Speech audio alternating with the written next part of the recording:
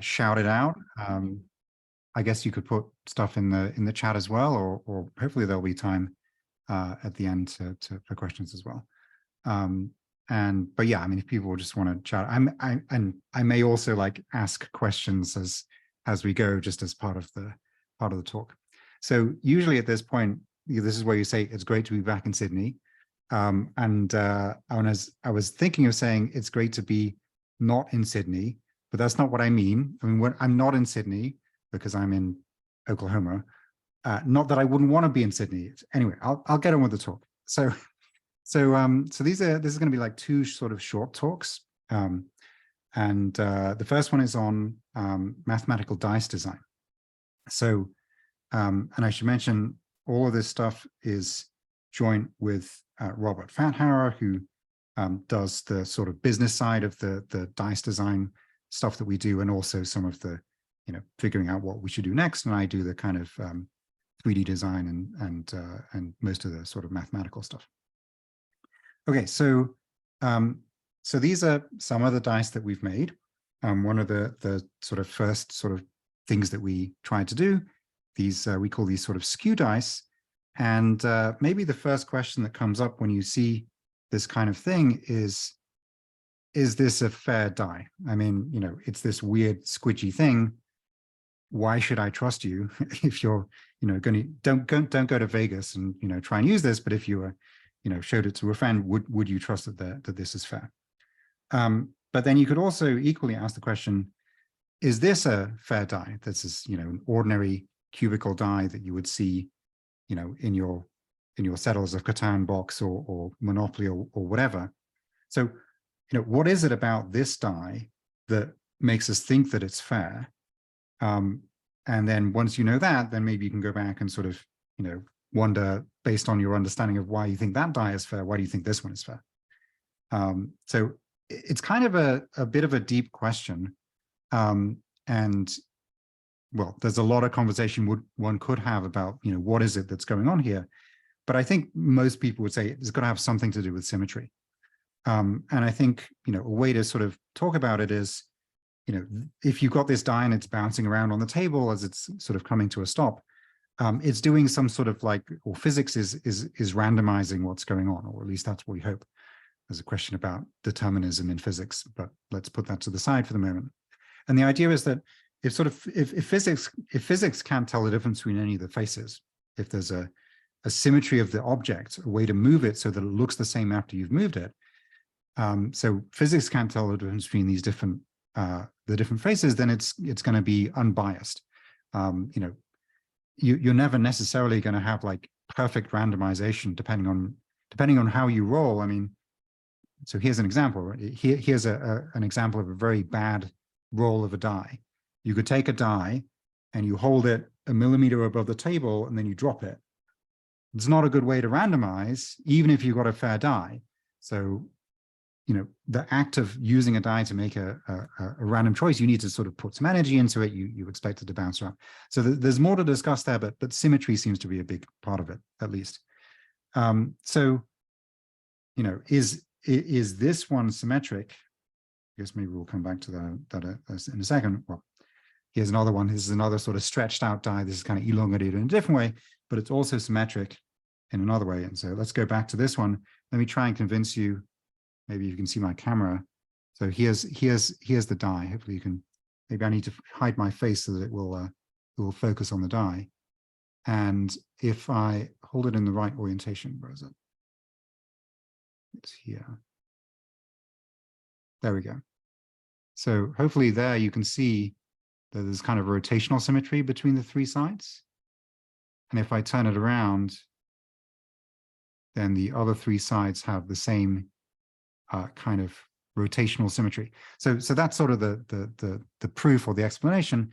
All the sides are the same, and so the die is symmetric, and that means that, at least we hope, that the physics is going to treat all the faces equally, and then it's going to be at least unbiased.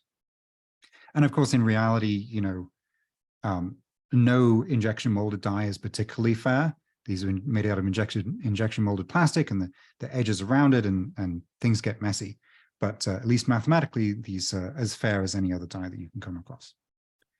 So, so these skew dice was one of the first ones that we made. This was a follow-up. These are skew 12-sided dice, or skew D12s. Somehow these are less impressive, maybe, than these ones. And I think the reason for this, why most people don't find these things impressive, is that most people don't know what dodecahedral look like. Like, it's not as common a shape as a cube. Like here you can see it and you say, okay, yeah, obviously there's something messed up here. These are really obviously not squares. Here it's a little harder to see, but maybe I can. So if I draw the edges of this face here, you can see this is not a regular pentagon. And so this is another kind of skewed dice. Skewed die. So we ended up making a whole Dungeons and Dragons set of 7 dice that are all skewed in various ways. Maybe just a couple of comments about this. Here, this is our version of the D4. And we think this is just a strict improvement over the standard shape, because the number's a lot bigger, right? And you don't have to sort of figure out or like read it on 3 different sides or whatever it is. It's just, here's the number. It's the one that shows up on top. The other really interesting one here is this, the most cursed D20 you will ever see. Why do we have this thing? The reason is that unlike all of the other standard dice shapes, the icosahedron, there's no way to slightly modify it and still have this sort of symmetry problem, the symmetry property. The property is called isohedral, this property of having all of the faces be the same, and there's a symmetry of the die that takes any face to any other face. That's the thing we're after for a die to be fair. There's no way to modify an icosahedron, a regular icosahedron, slightly and still have it be fair. You have to change it in this big way into this. This is 2 10-sided pyramids stuck together. And so you get this really, as I say, unsatisfying, horrible D20, but we decided to like lean into it because you have to. If you're going to do the whole set, you can't just stick a ordinary D20 in there. So the set of like polyhedra which have this isohedron property is known, right? It's all been worked out. This is the list on Wolfram Math World, and we've sort of gradually been working our way through this. And, you know, we're going to run out of things to do. And I'm sort of surprised that we haven't run out a few times already, but we keep sort of finding new and interesting things to do.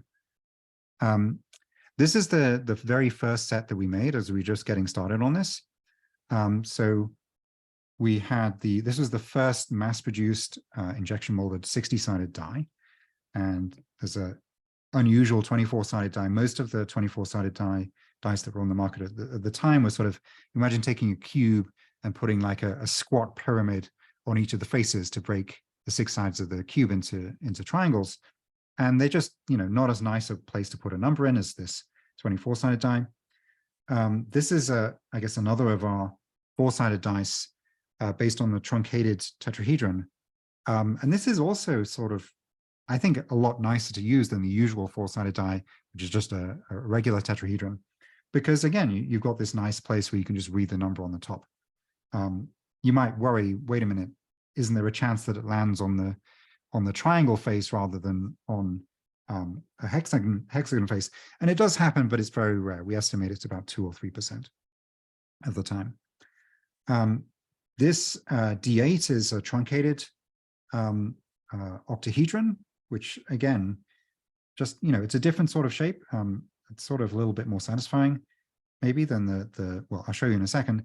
And this one is the rhombic D12. So rather than the dodecahedron, the regular dodecahedron, you can use a rhombic dodecahedron. And again, it's just a different shape. And, you know, why had nobody done this before? One of the features of the truncated octahedron is that it fills space. So one of the very important things to do with dice when you're fiddling about with the dice that are in front of you is you want to build them into structures. And with a truncated octahedron, you can do that. You can't do that with the standard octahedron. So this is one of the reasons we wanted to do that.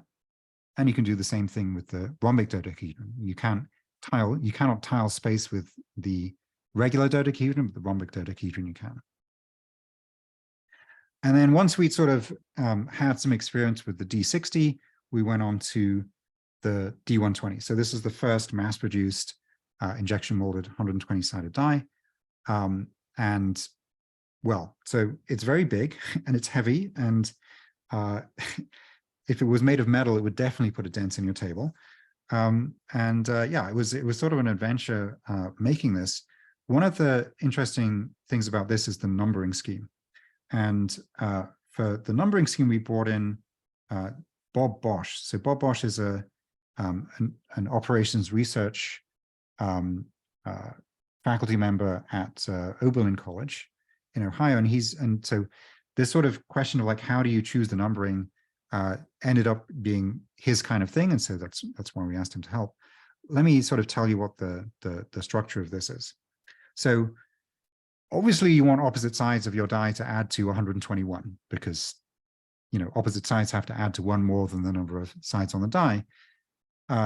It's not entirely clear why everybody does this.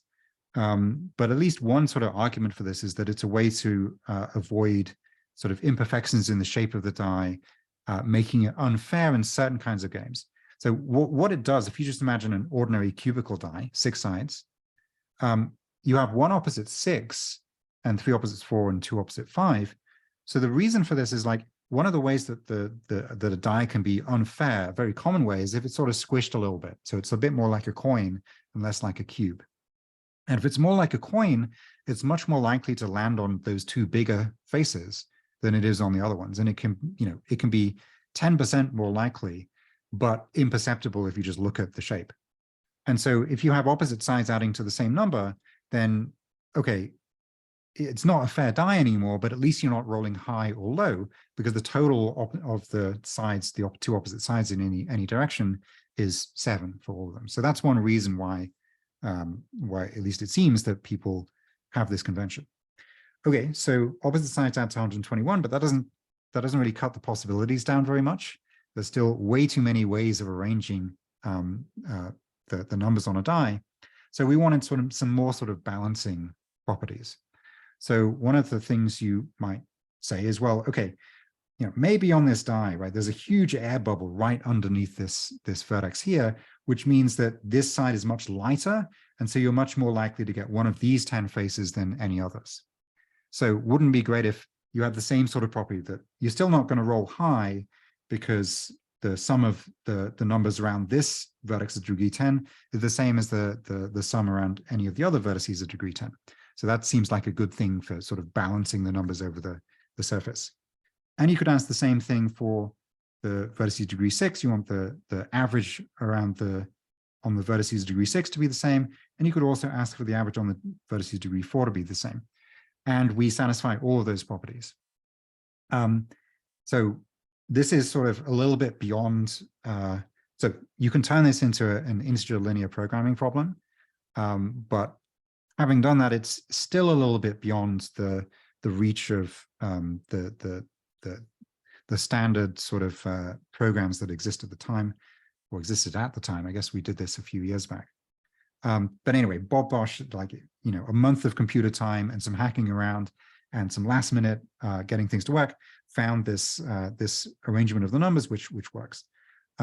Much more recently, maybe in the last year or so, as we've been contacted with somebody who was sort of searching for these numberings using genetic algorithms and actually able to find a lot more, like many more solutions. We still have no idea sort of what the full structure, how many solutions are there to this problem, and how are they related to each other. There are some sort of moves you can do to flip things around and get other solutions, but we still don't fully understand this question. We had lots of different, you know, once you got this cool thing and people like it, there are lots of different sort of materials you can do this in. So this is a, you know, transparent amber version of the die. So you can see that there isn't, in fact, a big air bubble underneath any of the vertices. This is a transparent one with without the ambering color. There's a glow in the dark version. We had a lot of fun with this. And this is the D48. Once we did the D120, we went back to the D48. I guess just a few other things here. This is a 14-sided die. In case you need a 14-sided die, the only sensible thing you can do is 2 7-sided pyramids stuck back to back. So when I do this in person, I just ask, the audience, what do you think? What is this for? But I don't know if this is going to work so well over Zoom. Maybe I'll give you a few seconds to type in chat. What are these dice for? What do you think they're to do? There's a clue here with this K. Well, and I guess there's a clue here as well. What are cards? Yes, this is roll a card. So rather than pick a card from the deck, you roll a card. This is a 13-sided die, which rolls around, and it's also marked with what shape should a 13-sided die be? We have this sort of ice cream cone thing where this is a 13-sided pyramid, and this is chosen so that it will always roll over, and then a 4-sided die with the suits on. This one's a lot harder. I think I'll just tell you what this is because it's kind of difficult. So this is a pair of dice. This is a 3-sided die with a sort of Toblerone shape.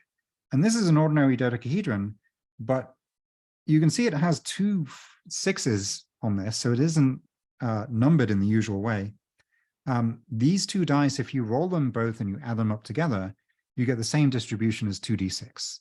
So I'm forgetting the name of this, but there's another way to number 2 6-sided dice so that their sum has the same distribution as 2 ordinarily numbered 6-sided dice. And you can also do it with a D3 and a D12. Here's another puzzle. So these are 2 identical dice, and they work fine on their own. What is this for, and why would you do this? Again, maybe I'll just tell you. So this is, you can see it's sort of like a rhombic dodecahedron, except it's sort of rounded a little bit. So it's rounded at these the degree 3 vertices. And the reason for that is so that you can sort of more easily put this number on here. What these are for is that these simultaneously are a D2, a D3, and a D4. So you roll a die and one of these faces comes up, and the number that you see in the middle is the result of the D3 roll. And the number inside of the circle is, on the top. So I guess you can't really see it on these pictures, but there's a circle here with a number inside of it, and that's the coin. The circle is supposed to make you think of a coin, and so this gives you the D2, and the number inside of a triangle is the D4, because it looks like the triangle from the standard D4 shape. We also did some sort of word game kind of stuff here. So this is these are D60s with letters on them. And the idea here was to choose a distribution of the letters that was sort of similar to the distribution in the English language. So there were many more E's than there are J's or Z's. I get to say Z because I'm talking to Australians. Most of the time, if I say Z here in the US, then people don't know what I'm talking about. But anyway, so it's not perfect, the distribution. There shouldn't really be a J here or a Z here at all, just because the frequency with which they show up is so low, but you had to have one of everything. So actually the mathematics of figuring out, okay, so if you're going to have one of each of these, then which letters lose out, right? E has a bunch of them, so you have to take some away from E, but which of them lose out? This is actually very similar to the problem of choosing seats in Congress, at least in the US Congress. There are populations that just don't have that many people in them, and the percentages are not perfect, but you have to fit however many seats there are in Congress, and somebody loses out and somebody wins and so on. This is one of the recent, I hope that this video is sort of coming through. I assume that it is. This is a design for a D6 that is not a cube, because again, why does a D6 need to be a cube? You can just have it be something like this, and you get you get an edge on the top instead of a face, but that's fine. You can write in a number next to the edge, no problem. And this is one of the most recent things that we've done. This is not isohedral, right? This thing, you can see as it's rolling down, the faces are not all the same shape. There's no way that if you roll this, you always get the same answer. Or the probability with which it lands on each face is the same. Well, that's because this is not for rolling. This is for keeping track of your score. So there are countdown dice that are used in Magic the Gathering or other games where you're keeping track of score or your health points or something. And so the idea with these things is you put it down on the table And the number on top is how many points you have. And if you gain a few points or lose a few points, then you need to sort of roll it around and find the next number in the sequence. And usually these are done on D20s. And one of the problems with that is that, oh, it stopped rolling. Make it go again. There we go. One of the problems with that is that, you got a D20, it's not obvious there's 3 different directions to go. How does the sequence continue? And here the numbers go up and down and around, back and forth between these 2 poles. And we discovered after the fact that it can work as a sort of sphericon. So a sphericon is a sort of rolling object that sort of zigzags back and forth. And if you put your die on a little bit of a slope with the right kind of friction, you can get it to count down itself without any human intervention required. And this is just the die as seen from below. So my camera is sort of down on the floor pointing upwards, and these are rolling down a piece of transparent plastic. I don't know if you can see over the internet the dust that's on this. Turns out that brightly lit plastic is impossible to get dust off. Like, there's just going to be dust on it. It's just the way it is. And this is coming up. This is not out yet. There's been some delays in getting this made because of COVID, of course. These are supposed to be eventually, these are the prototypes for constant width dice. So people may be familiar with constant width shapes. Like if you put a book on top of these and roll it around, it doesn't sort of bump up and down. It's a smooth roll.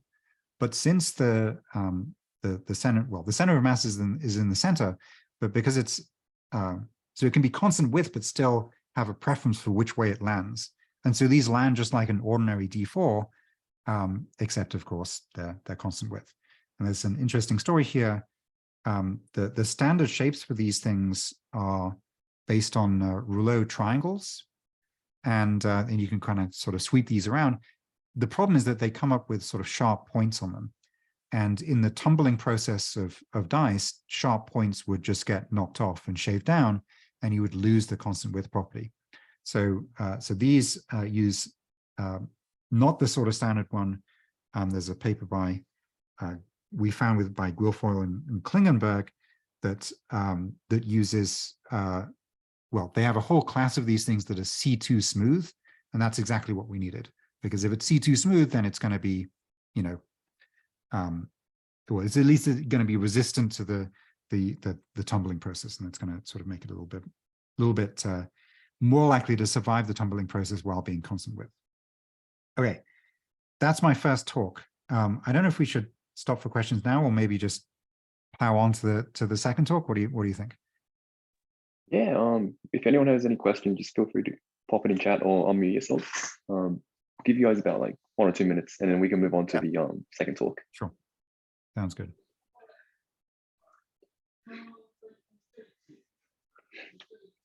Cool gear for the die. MP4, in fact, but sure.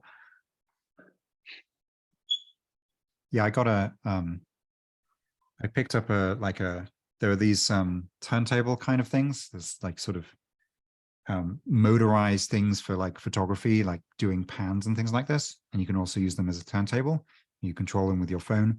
I have some stuff coming up soon, which is like really getting into the basically robotic motion of cameras and stuff. I'm doing some stuff with fractals.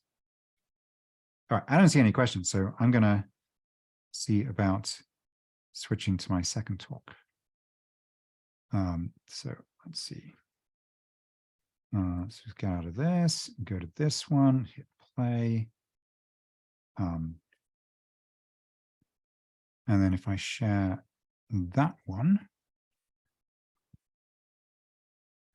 hopefully you can see my new screen, the 15 puzzle. Does it all look good? Yep, seems to be all good. All right, excellent. Okay, second short talk. It's good to sort of switch it up and talk about something different. So, so this is the 15 puzzle, very famous sort of old school sliding mechanical puzzle. Hopefully everybody's seen this thing before.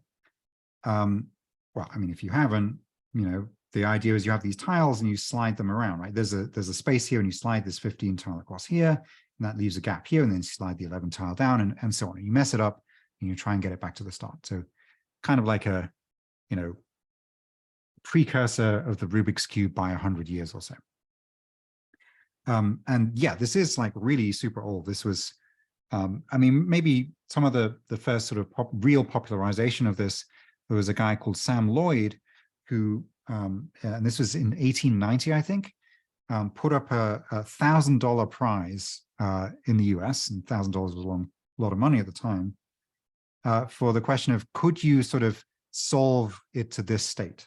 So let me just do that again. I'm going to swap the 15 and 14 tiles. And of course, I've done this with computer graphics because it turns out that this is kind of difficult to do.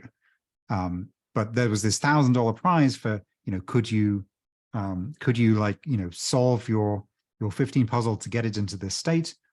And, you know, this Sam Lloyd was kind of a cad, kind of a con man, because it was proved 10 years before that it was impossible to do this. That there's no way to get from, you know, this state to this state without using computer graphics or breaking apart your puzzle and putting it back together again. And let me very sort of briefly tell you why or how the argument goes. So we're starting here with the empty tile, if you like, in this 16th spot. And we're going to move it around. We're going to move the puzzle around. And as you move the puzzle, you can think of like moving the empty tile, right? Moving the 12th tile down is the same thing as moving the empty tile up. And then you move it around in some way and you do some complicated thing. And eventually you get back to the empty tile in the bottom right corner. Now, you can break down this move into individual transpositions, swaps of the empty tile with whatever tile is next to it. And the thing to notice is that when you do this and you start with the empty tile here and you come back to the empty tile back in the bottom right corner, you must have done an even number of these moves, because every time you go up, eventually you have to come back down again. And every time you go left, eventually you have to go back to the right. So you must have made an even number of these moves, and each move is a transposition. So there's a kind of standard fact from algebra, thinking about permutations and groups of permutations, is that any permutation has a parity. It's either odd or even. And this is how many of these transpositions do you need to put together to make your permutation. So what this is saying is that any permutation you can make by moving the empty tile around and getting back here is even, because you made an even number of transpositions to do it. However, swapping 14 and 15 is odd because I did it with 1. And so that's an odd permutation. Anything you can get with this is an even permutation, and so you're done. There's no way to turn an even permutation into an odd permutation. So that's sort of briefly, you know, why it's impossible to do this. But let's see if we can cheat Sam Lloyd out of his money by changing the puzzle. So here's a 3D printed design I made where I've coiled the 15 puzzle around a cylinder in such a way, maybe you can see it here, that the 1 tile is next to the empty 16th tile. And it turns out that's all you need to get this to work. So here's a video I'm showing you 1, 2, 3, 4, 5, 6, 7, 8, 9, 10, 11, 12, 13, 14, 15. So this is in the start position, and there's the empty square. And 1, 2, 3, 4, 5, 6, 7 tiles moved, and the empty tile is back to the start. 7 is odd. And so I use that sort of extra connection across from 1 to the 16th tile a single time. And then you just sort of solve it as usual, sped up because I'm not that good. And then here we are, 1, 2, 3, 4, 5, 6, 7, 8, 9, 10, 11, 12, 13, 15, 14. So you just need that one extra connection, and you need to use it once, and that's all you need to break it and to be able to collect your $1,000 from Sam Lloyd. Yeah, so dexterous at my high-speed video editing. Here's another variant of the 15 puzzle, which I call the 15 plus 4 puzzle. So you may, what's going on here? There's something else here. Here's a video that shows you what's going on. So what I did is I jammed an extra 4 tiles into the puzzle, and because now there's too many of them, I have to put hinges in. So when the frame is flat, you can slide a tile across the hinge, and now you've got more tiles. And so how does this change things? So you might notice, well, now there's other odd length paths. So there's a path of length 5 here. And so you might think, well, okay, there's another odd length path that's going to change it so that it is once again possible to solve anything, right? But there's another feature that comes in here. And let me sort of demonstrate that by sort of walking around this and noticing the 11 tile is the same way up as the 10 tile, which is the same way up as the 6 tile, which is the same way up as the 7 tile, which is the same way up as the 16 tile, but the 16 tile and the 11 tile are rotated by 90 degrees. So this is an effect called holonomy, that if you go around a loop on a curved surface, then you can come back rotated. So if I just slid this tile around this loop, then I would come back rotated by 90 degrees. And so now you don't only need to solve it so that all of the tiles are in the correct position, but you also need them to be in the correct orientation. So this is a little bit harder. And again, who knows, right? Is it possible, is it possible to get to any configuration, including the orientations, or are there some things that are fixed?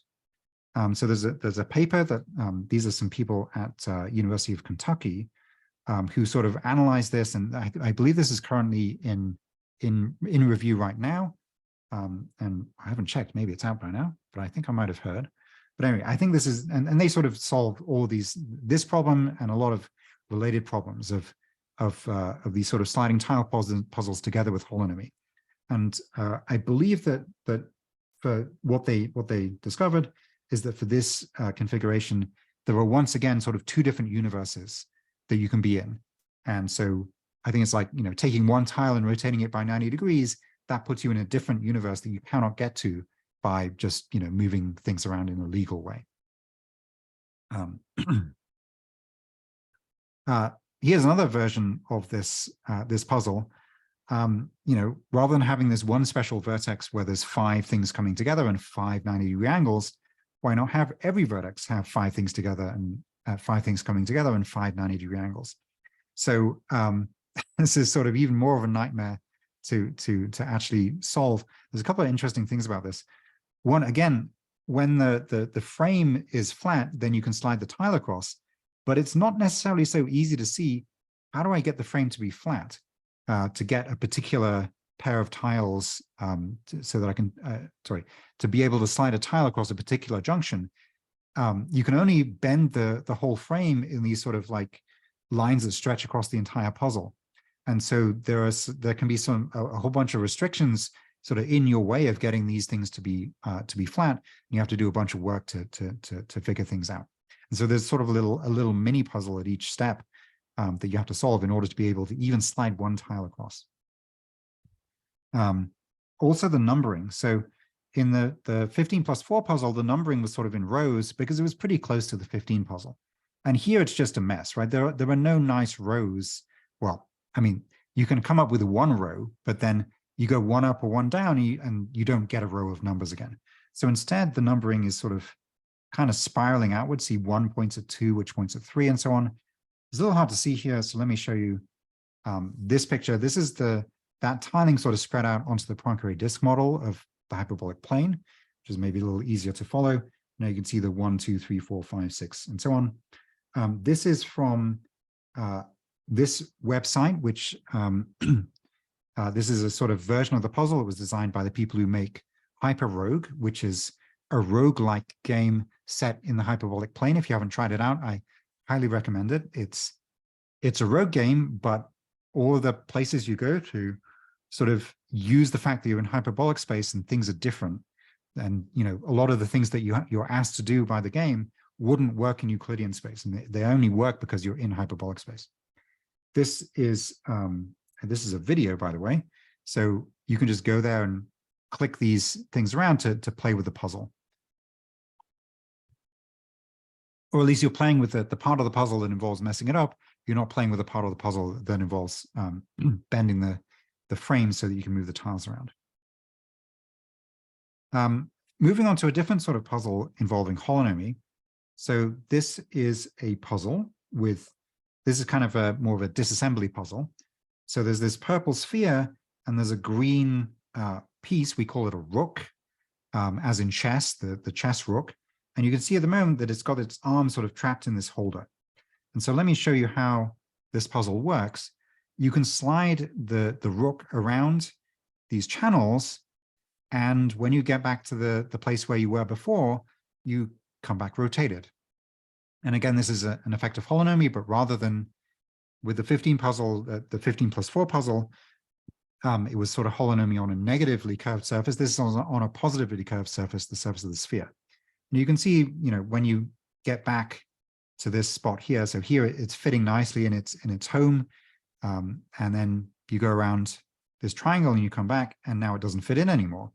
You also notice there are these pegs around here, which are designed to stop certain movements depending on where your arms are. And so, that becomes a problem. You can't just go anywhere. Here's the goal. If you manage to get into this orientation here with the arms pointing out sort of forward and this way, then it just comes out. And so the puzzle is to get back to that. It's like a maze. You have to get back here again with the correct orientation. This is what's sort of happening, or schematically, with the feet of this thing. So maybe I'll go back to here, just to show this. Like, in order for this to work, it must, you must be prevented from just twisting the rook in place. If you could just twist it in place, it would be super easy to get out.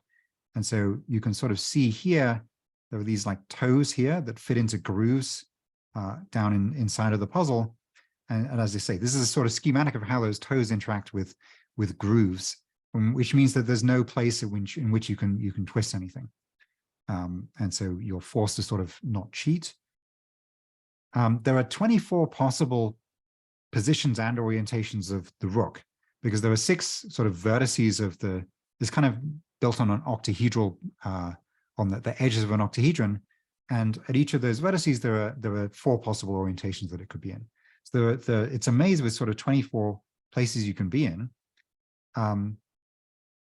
And sort of a nice way to sort of organize thinking about, well, actually, just to go back, I mean, not just are there 24 places, you can really just thinking of this 24 orientations of the rook relative to the center of the sphere, because I can sort of twist it in place, but I can also rotate it around the sphere to get to the other positions. So this is really all just orientations. And there's a good way to think about orientations. What are all of the possible orientations that this thing can be in? And you can think of the space of orientations as being a ball of radius pi. So the way that this works is you pick an orientation for it in the center, and you say, I'm going to move along some axis, rotating the object as I go by the angle that I rotate is the distance that I've gone. So I rotated by pi by the time I get to the boundary here, and I rotated by pi by the time I get to the boundary here. So here I'm sort of rotating, doing all the other kind of axial rotations that you can make that fit onto this puzzle. And when you've done this, you've got this big collection of all of the different orientations that the thing can be in. One thing to notice is that opposite points on this correspond to the same orientation of the rook, because rotating by pi in one direction and by rotating by pi in the other direction is the same thing.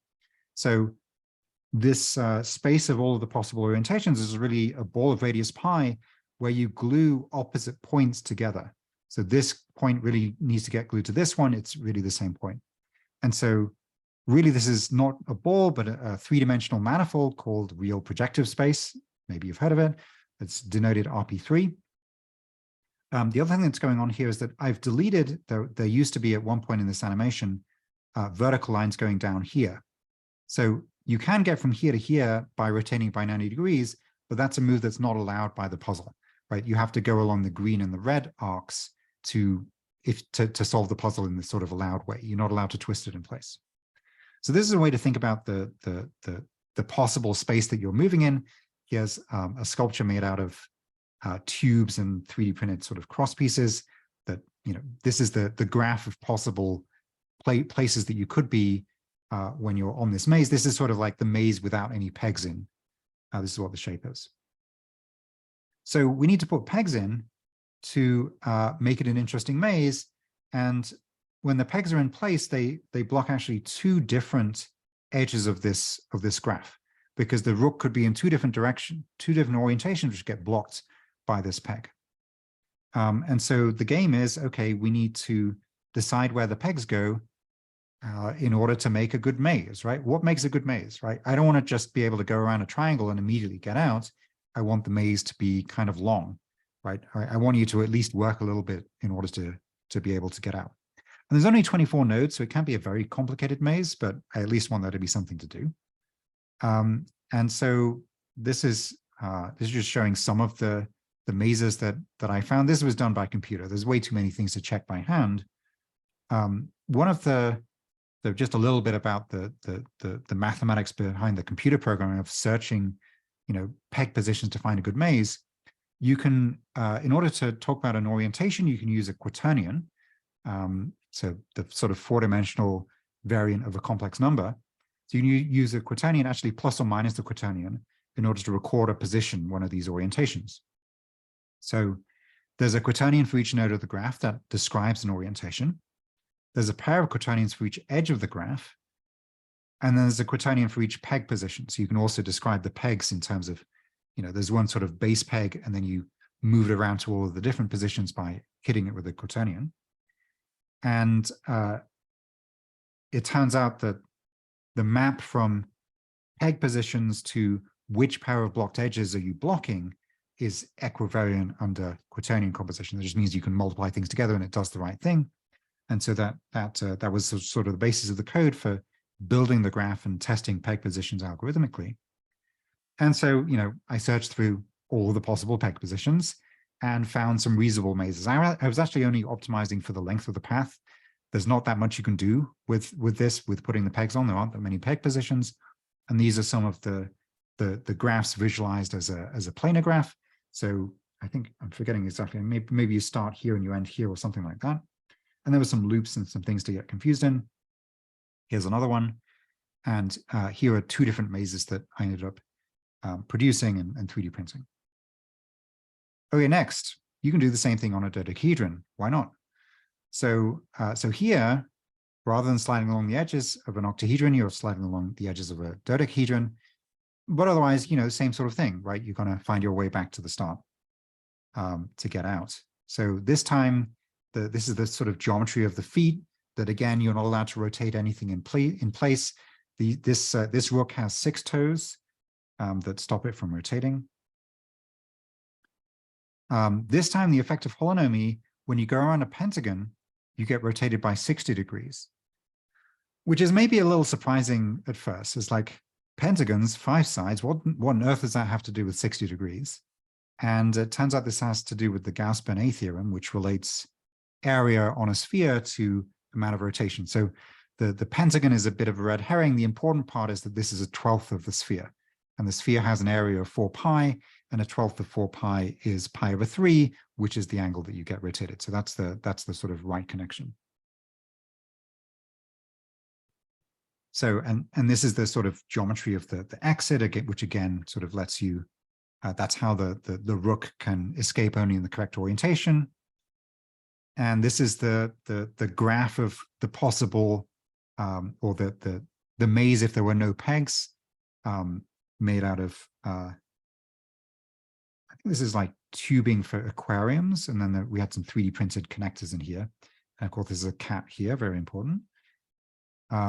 This is a time lapse of, this is me and Sabeta Matsumoto, and we were both visiting Chaim Goodman Strauss some summer. I don't remember exactly when this was. And so this was us building all of these things over an evening. And at some point we went off to dinner, and then it gets dark because you can tell this is during the pandemic as well, because my hair is super long over here. But now it's dark after dinner, and then we completed it. So how do we find the peg positions now to make a good puzzle? Things are a little bit harder because now there are a lot of peg positions. So there are 30 different edges on our dodecahedron, 2 pegs for each edge. So that's 60 things that could be on and off, and 2 to the power 60 is a large number. You cannot just brute force this. So what we ended up doing was saying, suppose I've decided to put this peg in here. Well, that's going to rule out some other positions of pegs. So if this peg is going to be here, then I definitely don't want a peg here. Because if I put a peg here and a peg here, then I'm just blocking off this edge entirely, and that's sort of boring. I want every edge to be usable. And we also didn't want any pegs here. So this is a little harder to see why, but what it comes down to is the peg that I've chosen to have and this peg are kind of symmetrically related relative to this vertex. And it turns out that that really restricts the number of ways you can get into this thing and come out again. There are very few orientations of the rook that allow you to do this.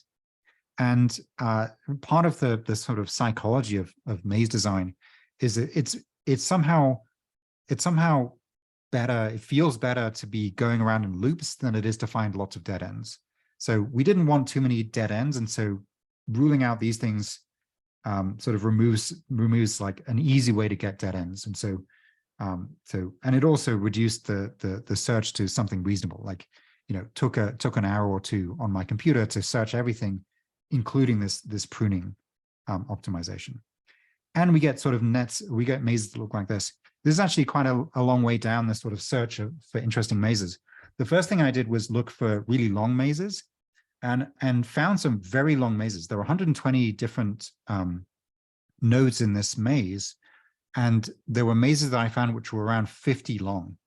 So it's a very long maze, but it's very boring. You just go in a straight line for a long time with no choices at all. And then there's a little bit of looping at the end. So that was sort of boring.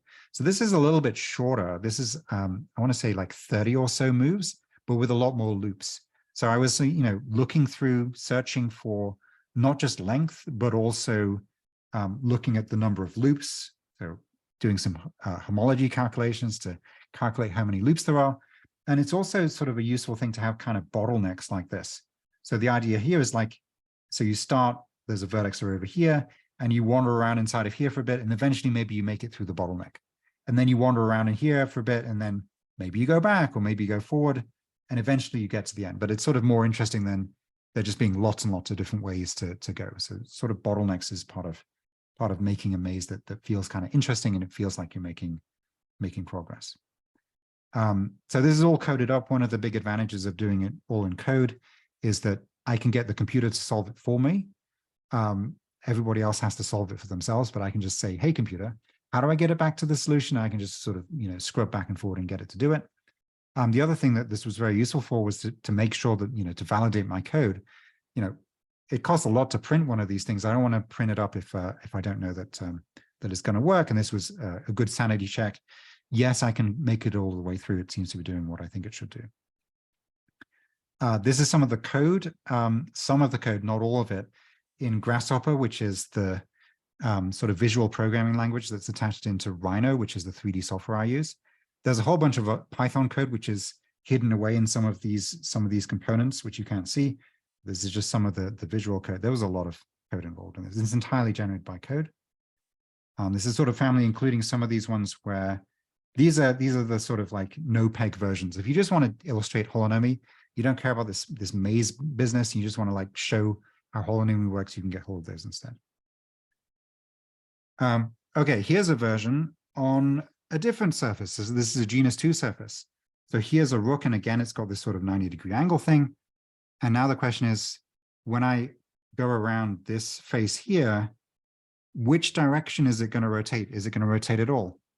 We're getting a little bit short of time, so I'll just play the video. Oh, whoops, didn't do it. Hold on. Play the video. There we go. So it starts off with the arms pointing to the right, and then we go anti-clockwise around this gray face here. And we come back and we're facing down. So we moved anti-clockwise around the face, and we ended up rotating the rook clockwise. So on a negatively curved surface, holonomy works the opposite way around from on a positively curved surface, and it goes this way around. This was a sliding puzzle, kind of going back to the 15 puzzle again, which I call continental drift, because what you do is you remove a tile in the South Pacific, and then you slide tiles around. And sort of in the core of this is the same thing as the dodecahedral holonomy maze, but now rather than being any pegs, instead you've got 19 tiles that get in the way of each other. And again, there's all of the holonomy stuff that if you take one of these tiles around one of the pentagons, then it comes back rotated. And again, you have the same sort of question about, are there, is everything solvable from any position, or are there some positions that are isolated? And I think this is a pretty difficult puzzle. I only know of one person who's solved it legitimately, rather than taking a piece out, and so then you can remove all of the tiles. And yes, this is solving it illegitimately by reversing the video. That's the way I do it. Last thing that I'll talk about, I think, this is a animation for a sort of three-dimensional holonomy maze, where you have a cube that slides around, or this piece here slides along an edge of a cube, and as it does so, it rotates by 90 degrees. And so then you can make a sliding puzzle where you put one of these little cubies in each of the corners and the edges of the big cube, and we're set up in such a way that as you slide them along, they rotate. And so this is sort of similar to this puzzle, which is called Rubik's Slide Puzzle, which is mass-produced by the Rubik's company, where you sort of slide these things around and you try and get them back into the correct place. But of course, in this version, you have to worry about the rotation as well. And that is my talk. I will stop there. And thank you for your attention. Yeah, thank you so much. Yeah, so a bit of Q&A time. If anyone's got any questions, please feel free to pop it out in chat or unmute yourselves.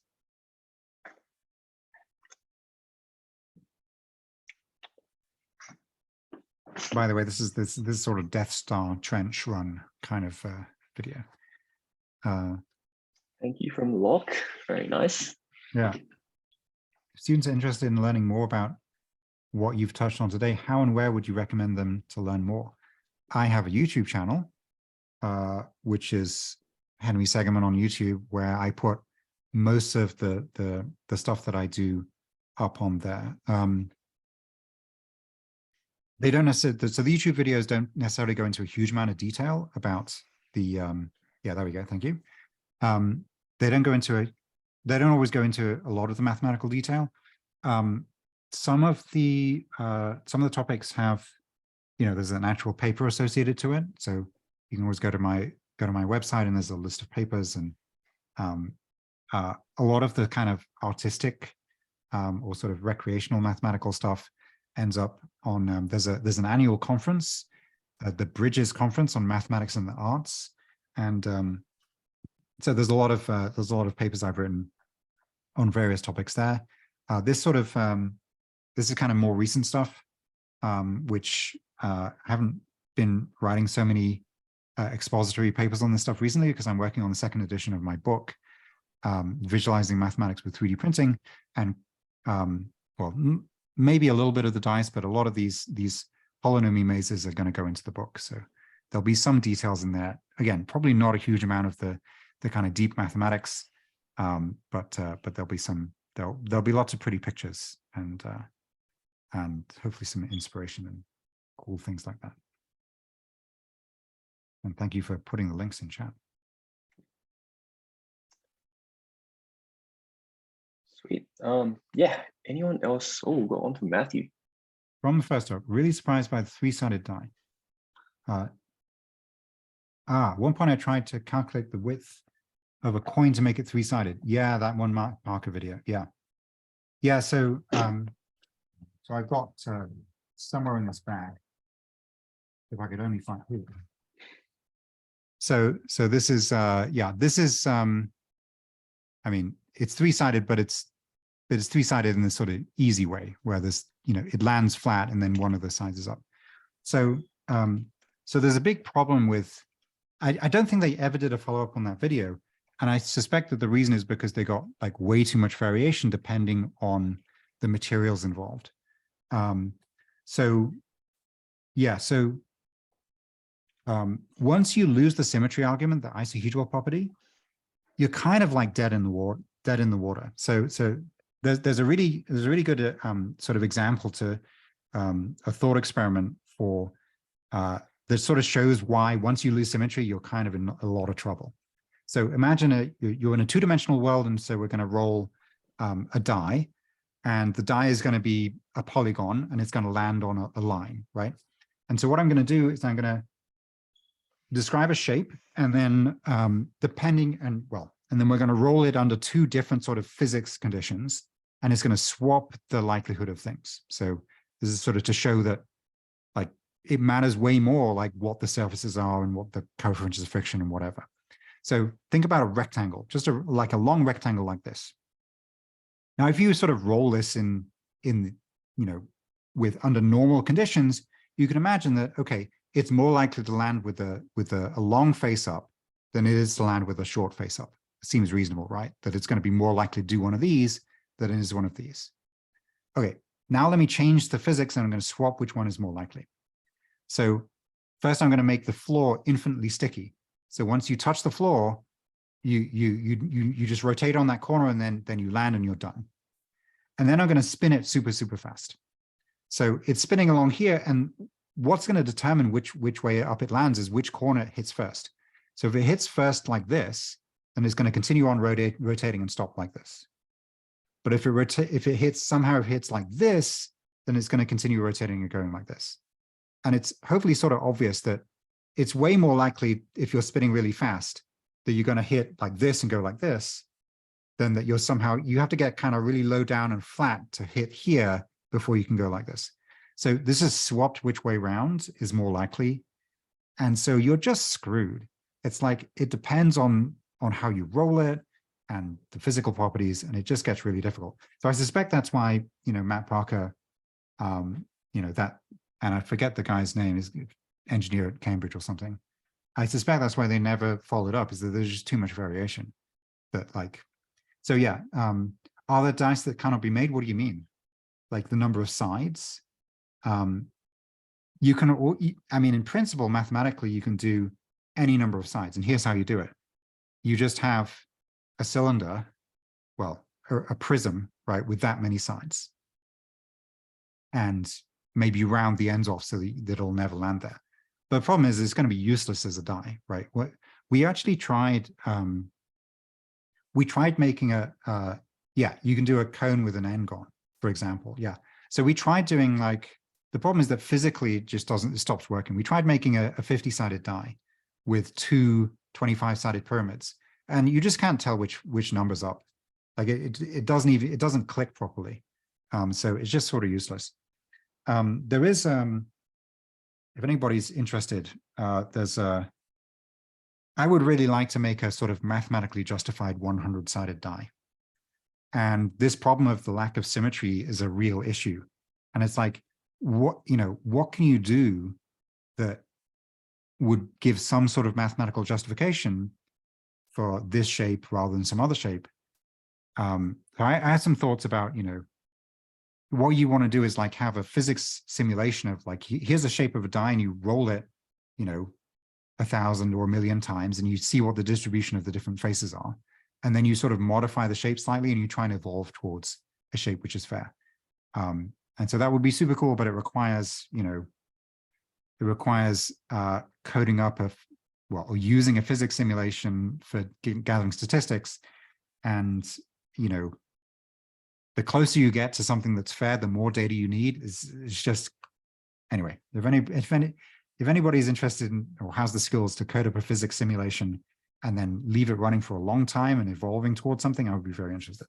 Question there, how I originally got interested in holonomy. I think I first got into that when I was doing non-Euclidean virtual reality, because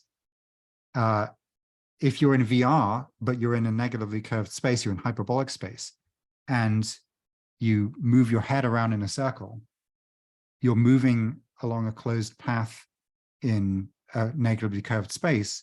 And what happens is that your head rotates as you go. So, it just sort of naturally came up out of the code and was like, oh yeah, I guess that's supposed to be there. Yeah, I don't know if it actually showed up in, it's more of a differential geometry thing, and I'm more of a geometric topologist in my day job. And so I'm not sure it had really come up in sort of real life before then. But yeah, that was the thing that's the first thing I can remember.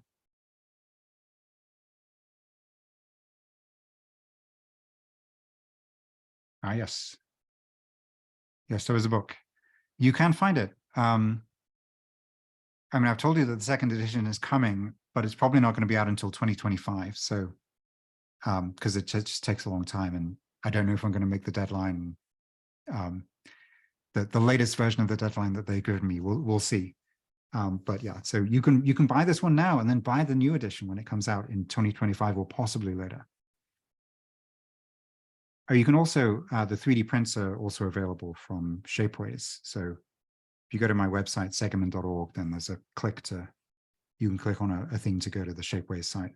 The shipping to Australia is not cheap, unfortunately, and 3D prints are not cheap either. I've also got a bunch of stuff up on Thingiverse. Not everything, but there's a bunch of stuff on Thingiverse if people are interested in 3D printing stuff.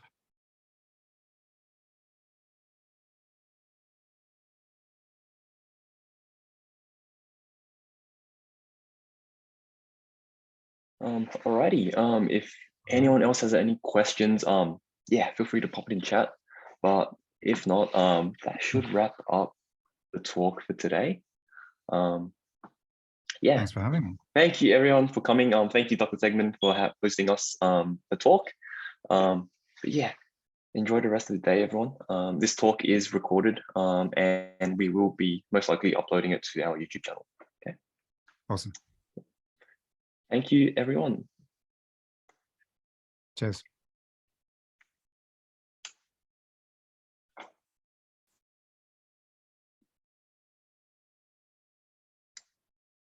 All right. I think it's been rotating the whole time on the screen share.